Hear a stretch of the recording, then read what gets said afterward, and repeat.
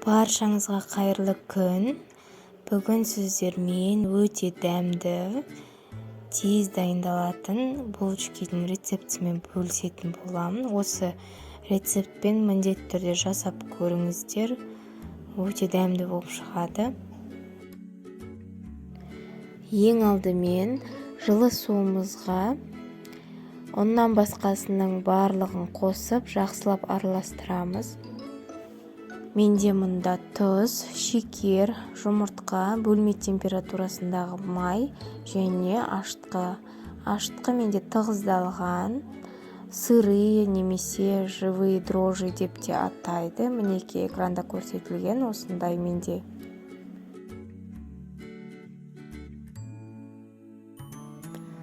Жақсылап араластырып аламыз.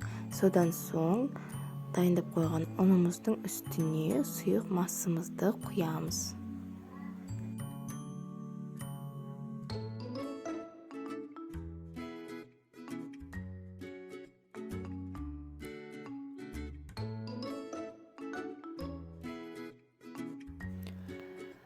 Ендігі сыртын пакетпен жауып 15 минутқа бөлме температурасында қойып қоямыз.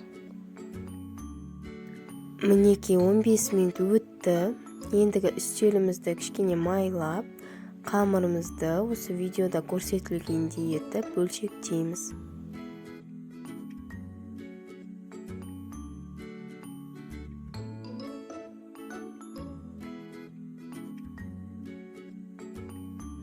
Егер бөлкелеріміз бірдей болып шықсын десеңіз, онда осылай өлшеп аламыз. Мен 70 граммнан өлшеп алдым барлығын.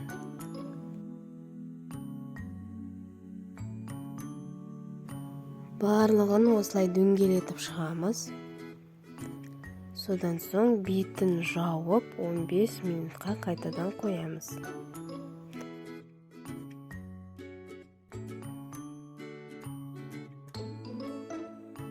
Он 15 минуттан кейін қамырымызды жайып, орайтын боламыз. Мен ораудың 4 түрін көрсететін боламын. Және де сгущенканы, мынадай сгущенка алмаңыздар, сұйық. Сапалы, қою сгущенка алсаңыздар, себебі піскен кезде ағып кетеді сгущенкамыз.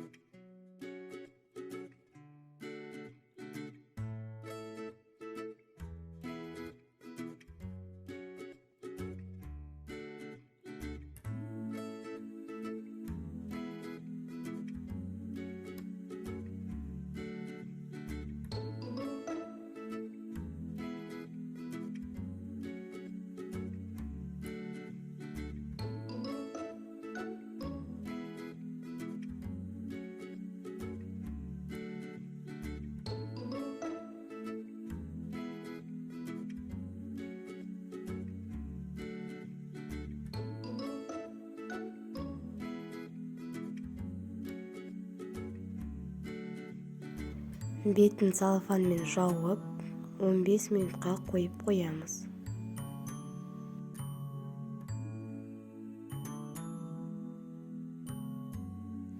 Мінекей кішкене көтерілді.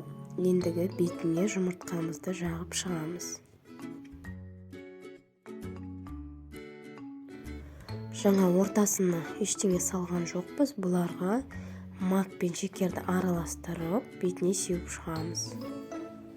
Қызып тұрған пешке 180-200 градусқа 15 минутқа қоямыз. Мінекей қараңыз қалай көтерілді.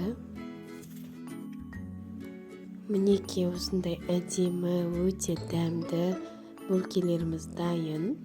Осы рецептпен міндетті түрде жасап көріңіздер. Сіздерге ұнайтынына 100% сенімдімін. Видео ұнаса лайк басып комментарий қалдырып кетіңіздер, және менің каналыма жазылуды ұмытпаңыздар. Видеоны соңына дейін қарағаныңыз үшін рахмет.